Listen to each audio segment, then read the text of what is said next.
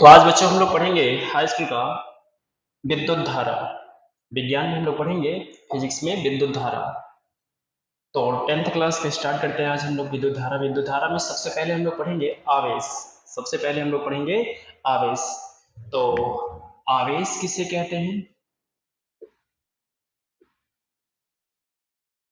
आवेश, पहला पॉइंट ये है कि जो आवेश होता है इसे क्यू से प्रदर्शित करते हैं। इसे क्यू से प्रदर्शित करते हैं।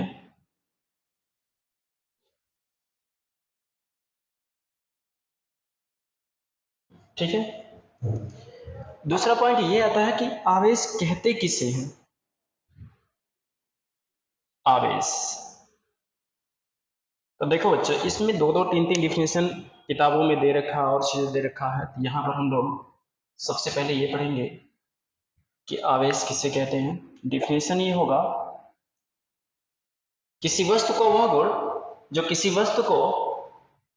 वस्तु का वह गुण जो किसी वस्तु को अपनी तरफ आकर्षित तथा प्रतिकर्षित करता है, तो इस गुण को हम क्या कहते हैं? आवेश कहते हैं। या तो ये डिफिनेशन ये लिख सकते हो, या दूसरा डिफिनेशन ये लिख सकते हो, यदि किसी वस्तु में विद्युत अथवा विद्युत चुंबकत्वमय का घटना घटित हो, तो वस्तु के इस गुण को हम क्या कहते हैं? आवेश कहते हैं। बस ये डिफिनेशन लिख सकते हैं। पहला डिफिनेशन मैं लिख दे रहा हूं, यदि किसी वस्तु में विद्युत अथवा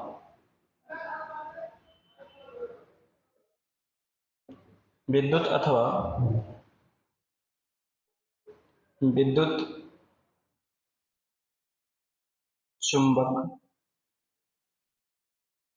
चुंबकत्वमय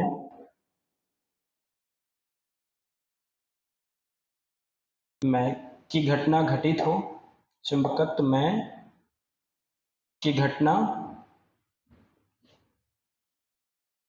घटित हो, तो वस्तु के इस गुण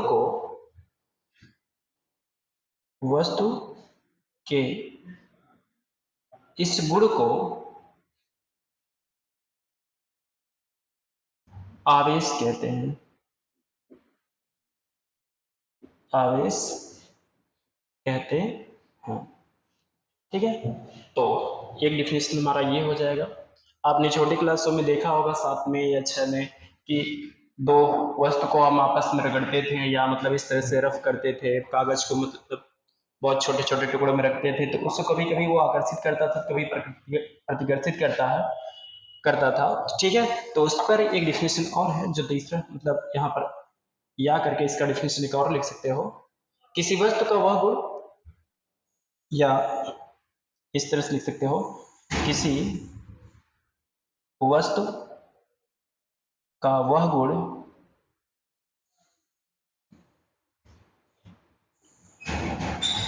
जो किसी अन्य वस्तु को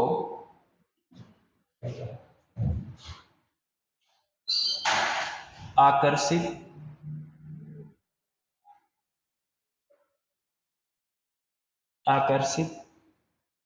तथा प्रतिकर्षित करता है,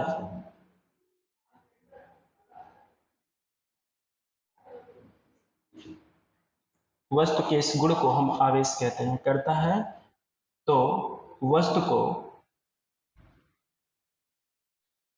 वस्तु के इस गुण को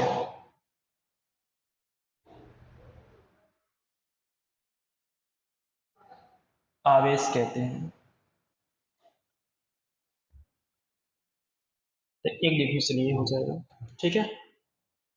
तो ये तो हो गया डिफिनेशन आवेश का। फिर इसके बाद हम लोग ये आवेश क्या होता है इसे नोट कीजिए।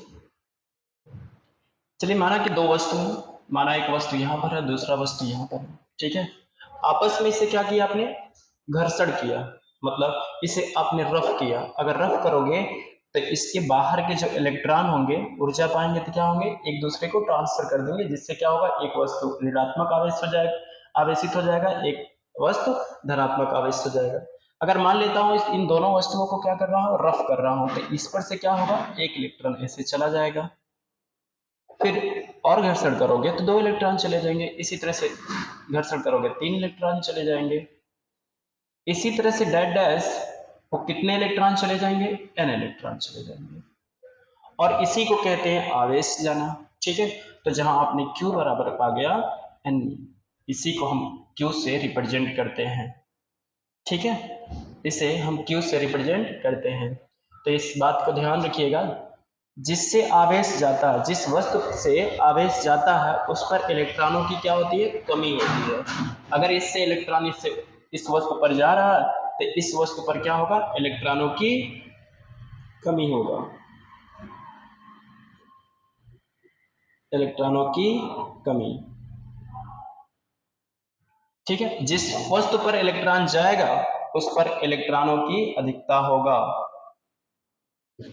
इलेक्ट्रॉनों की अधिकता होगा। ठीक है, जिस पर इलेक्ट्रॉन जाएगा उसका प्रकृति कैसा होगा, अगर प्रकृति की बात किया जाए तो जिस पर इलेक्ट्रॉन जाएगा वो ऋण आवेश होगा, वो कैसा होगा, ऋण प्रवृत्ति का होगा, ऋण आवेशित होगा। ठीक है, और जिससे इलेक्ट्रॉन जाएगा, जिस वस्तु से जाएगा वो कैसा कैसा प्रवृत्ति इसका होगा, इसका जो प्रकृति होगा, इसका जो प्रकृति होगा ये क्या होगा, धनात्मक होगा। ठीक है, और यहां पर ध्यान दीजिएगा, इस पर क्या होगा, इलेक्ट्रॉनों की अधिकता होगा, तो यहां पर क्या होगा, इलेक्ट्रॉनों की अगर अधिकता होगा तो इसमें द्रव्यमान में क्या होगा, वृद्धि होगा, द्रव्यमान में वृद्धि होगा। ठीक है, इसमें से इलेक्ट्रॉन जाएगा तो यहां पर क्या होगा, द्रव्यमान भी, देखो द्रव्यमान में यहां वृद्धि होगा, यहां से इलेक्ट्रॉन जा रहा है तो इसमें द्रव्यमान में क्या होगा, कमी होगा, द्रव्यमान में कमी होगा। ठीक है, और इलेक्ट्रॉनों में भी कमी होगा यहां पर। ठीक है, तो इसी बेसिक पर हम लोग क्वेश्चन करते हैं इस फार्मूले पर। ठीक है, तो चलिए इसे नोट कर लीजिए। चलिए क्वेश्चन ये रहा हमारा पहला कि 1 कूलम आवेश में इलेक्ट्रॉनों की संख्या कितनी होगी, इलेक्ट्रॉनों की संख्या कितनी होगी, ये क्वेश्चन मार्क है। ठीक है, 1 कूलम आवेश में इलेक्ट्रॉनों की संख्या कितनी होगी, हमें यहां पर दे दिया है Q बराबर 1 कूलम, और हमें E बराबर पहले से पता है कि एक जो आवेश, एक इलेक्ट्रॉन पर जो आवेश होता है 1.6 इंटू 10⁻⁻19 कूलम होता है। ठीक है, एक इलेक्ट्रॉन पर जो आवेश होता है 1.6 इंटू 10⁻⁻19 कूलम होता है। ठीक है, यहाँ हमसे ये क्वेश्चन में पूछ रहा है कि इलेक्ट्रॉनों की संख्या कितनी होगी, इलेक्ट्रॉनों की संख्या यानी क्वेश्चन मार्क n कर रहा है। ठीक है, तो यहाँ पर n को अगर ज्ञात करना है तो Q बराबर हमें पता है कि Ne होता है, क्या होता है, Ne होता है। यहाँ पर हम n को यहीं छोड़ देंगे, E को डिवाइड कर देंगे तो n बराबर जो मिलेगा ये Q बाई J मिल जाएगा, ये E मिल जाएगा। अब इस फार्मूले पर हम मान उठा करके पुट कर देंगे, जब मान पुट करेंगे तो n बराबर हो जाएगा 1/Q, Q का मान कितना है 1 है, और E का मान कितना है 1.6 इंटू 10⁻⁻19 कूलम। ठीक है, तो यहाँ पर आप लिख सकते हैं ये n बराबर 1/1.6 इंटू, ये ऊपर जब जाएगा 10⁻⁻19 तो ऊपर प्लस हो जाएगा, तो ऊपर केवल 19 हो जाएगा। ठीक है, यहाँ से दशमलव हटाएंगे तो ऊपर 10 हो जाएगा और नीचे 16 हो जाएगा इंटू 10 टू पावर ये 19 होगा। ठीक है, n बराबर यहाँ से घटाएंगे तो हमारे पास n बराबर जो होगा वो 100 बाई ये 16 हो जाएगा और यहाँ पर 10 टू पावर 18 हो जाएगा। ठीक है, इसी तरह से जब भाग देंगे 4 से काटेंगे, 4 चौका 16 और 4 पचतहिया में 100 हो जाएगा। ठीक है, तो n बराबर आपको मिला 25/4 मिला और गुणे 10 टू पावर 18 मिला। ठीक है, इसे काटेंगे 4 एकन्ने 4 हो जाएगा, 4 छंग 24 हो जाएगा और यहाँ पर एक दशमलव बचेगा, 0 बढ़ जाएगा, 10 हो जाएगा, 4 दूना 8 और 4 पचे 20। तो यहाँ पर हमें फाइनली मिला n बराबर ये 6.25 इंटू 10 टू पावर ये 18 मिला। ठीक है, और कभी भी जो इलेक्ट्रॉनों की संख्या होती है, आपने अभी भी सीखा है कि अगर कोई एक वस्तु इधर है दूसरा वस्तु इधर है, अगर आपस में घर्षण करते हो तो यहाँ से 1 इलेक्ट्रॉन जा रहा है, फिर 2 इलेक्ट्रॉन जा रहा है, फिर 3 इलेक्ट्रॉन जा रहा है, तो ये पूर्णांक में जा रहा है। ऐसा नहीं है कि यहाँ पर मतलब आधा इलेक्ट्रॉन सवाल 1 इलेक्ट्रॉन मतलब 1.5 इलेक्ट्रॉन, ऐसा नहीं जा रहा। तो इसे हमेशा जो भी रखेंगे पूर्णांक में रखेंगे। तो n बराबर क्या हो जाएगा, इसे 625 रखिएगा इंटू 10 टू पावर 2 घट जाएगा तो ये 16 हो जाएगा। ठीक है, तो ये आपका इलेक्ट्रॉनों की संख्या हो जाएगा। अगर किसी वस्तु पर क्या है 1 कूलम का आवेश है तो उस आवेश 1 कूलम आवेश वाले पर जो इलेक्ट्रॉनों की संख्या होगा वो क्या होगा, 625 गुणे 10 की पावर कितना 16 होगा इलेक्ट्रॉनों की संख्या, ये इलेक्ट्रॉन हो जाएंगे। ठीक है, तो यहाँ पर इस क्वेश्चन को नोट किया जाए।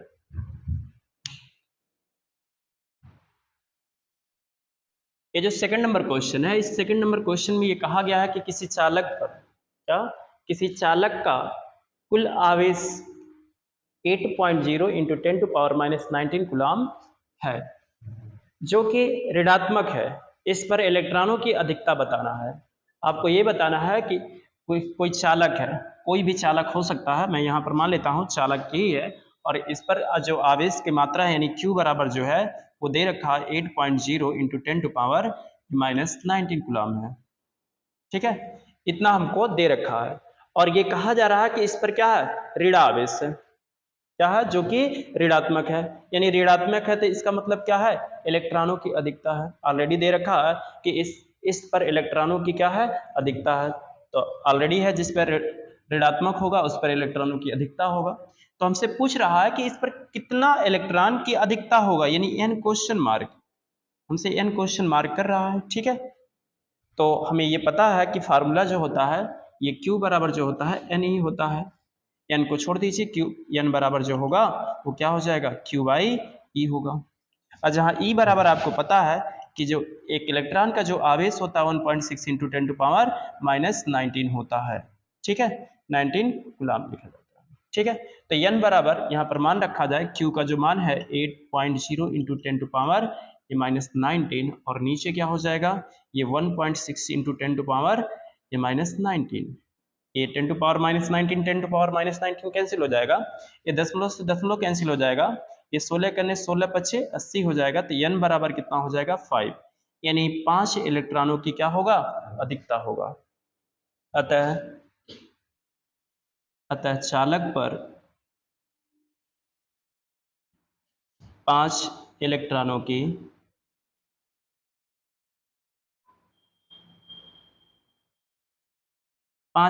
अधिकता होगी। शॉर्टकट में लिखो, ठीक है, 5 इलेक्ट्रॉनों की अधिकता होगी, नोट किया जाए।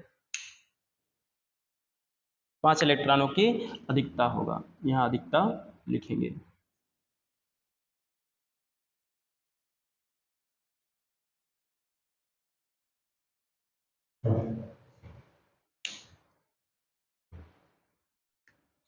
तो अगला जो पॉइंट है हम लोग इसमें कवर करेंगे, विद्युत धारा किसे कहते हैं। विद्युत धारा, ये विद्युत धारा क्या होता है, तो यहाँ पर इसको समझने की कोशिश करिएगा। कई किताबों में आप लोग को मिलेगा एकदम आसान सा परिभाषा, ये भी बता दिया गया है कि जिस प्रकार नदी में जल के प्रवाह को विद्युत धारा कहते हैं, उसी प्रकार किसी चालक में आवेश के प्रवाह को हम विद्युत धारा कहते हैं। जैसे मान लेते हैं यहाँ पर चालक कोई तार है, ठीक है, तो इसमें जो आवेश का प्रवाह होगा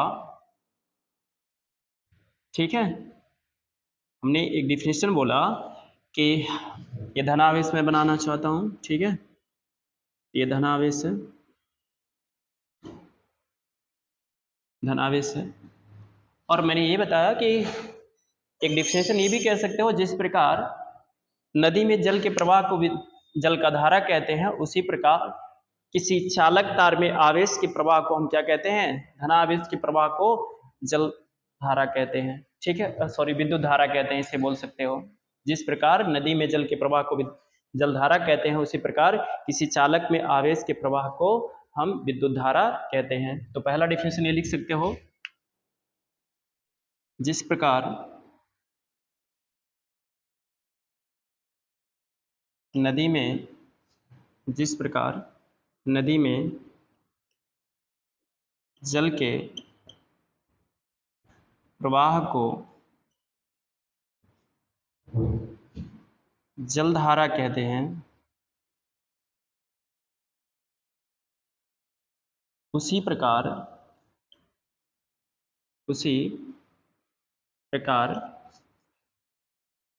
किसी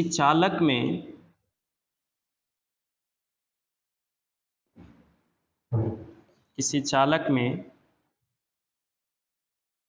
धनावेश के प्रवाह को या आवेश के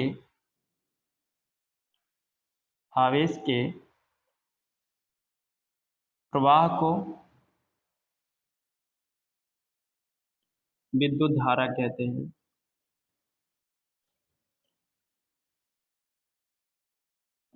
विद्युत धारा कहते हैं, ठीक है। जहां इसे अगला जो पॉइंट होगा, इसे आई से प्रदर्शित करते हैं,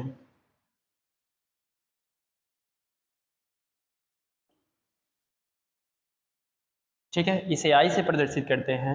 विद्युत धारा जो होता है एक अदिश राशि होता है। ये क्या होता है, जो विद्युत धारा होता है ये क्या है, अदिश राशि है,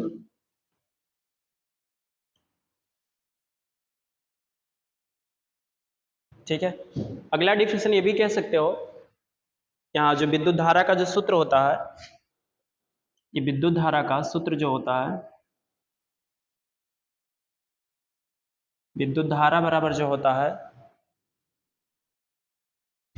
यहाँ पर आवेश बटे समय होता है,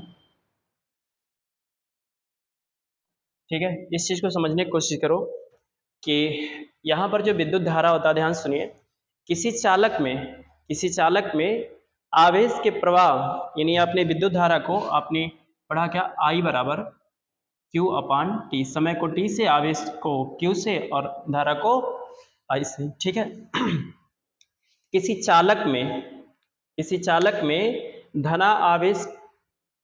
धनावेश के प्रवाह में लगे समय, धनावेश के प्रवाह में लगा समय के अनुपात को हम विद्युत धारा कहते हैं, ये बोल सकते हो। फिर से मैं बोल दे रहा हूं, किसी चालक में धनावेश के प्रवाह में लगा समय को हम क्या कहते हैं, विद्युत धारा कहते हैं। एक डिफिनेशन ये भी लिख सकते हो।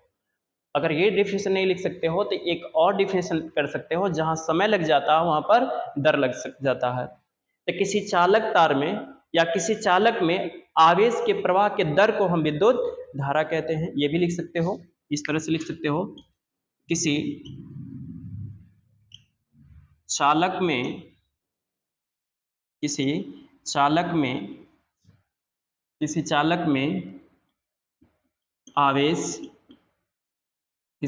में आवेश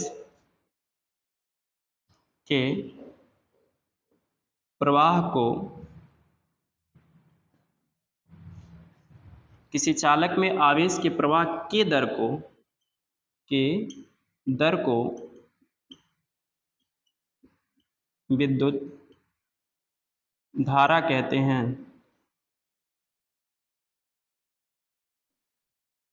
तो एक डिफिनेशन ये भी हो जाएगा, ठीक है। अगला डिफिनेशन ये भी लिख सकते हो, यदि मान लिया जाए आपने कहा कि I बराबर आपने लिखा Q अपान टी लिखा, ठीक है। यदि यहीं पर यदि t बराबर 1 सेकेंड हो जाए, क्या हो जाए, t बराबर 1 सेकेंड हो जाता है, ठीक है, तो यहाँ पर जो I बराबर जो होगा वो Q के बराबर हो जाएगा। तो यहाँ दूसरा डिफिनेशन ये भी बता सकते हो, ये भी लिख सकते हो, मैं इसका डिफिनेशन यहाँ लिख देता हूँ। एकांक समय में किसी चालक में आवेश के प्रवाह को हम क्या कहते हैं, विद्युत धारा कहते हैं। किसी चालक में एकांक समय में आवेश के प्रवाह को हम क्या कहते हैं, विद्युत धारा कहते हैं। ये भी आप लिख सकते हैं, मैं यहाँ इसका डिफिनेशन यहाँ लिख देता हूँ। किसी चालक में, किसी चालक में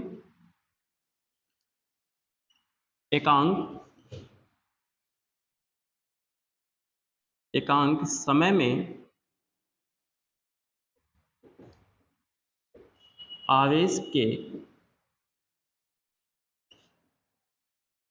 प्रवाह को विद्युत धारा कहते हैं।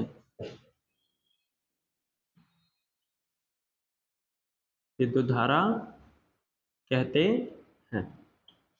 तो ये 3 डिफिनेशन आपका हो गया विद्युत धारा का। एक डिफिनेशन और होता है जो अभी अभी मैंने बोला है और उसे लिखवाया नहीं है, ये कह सकते हो कि इस चालक में आवेश के प्रवाह व लगा समय के अनुपात को हम विद्युत धारा कहते हैं। ये डिफिनेशन आप लिख सकते हैं।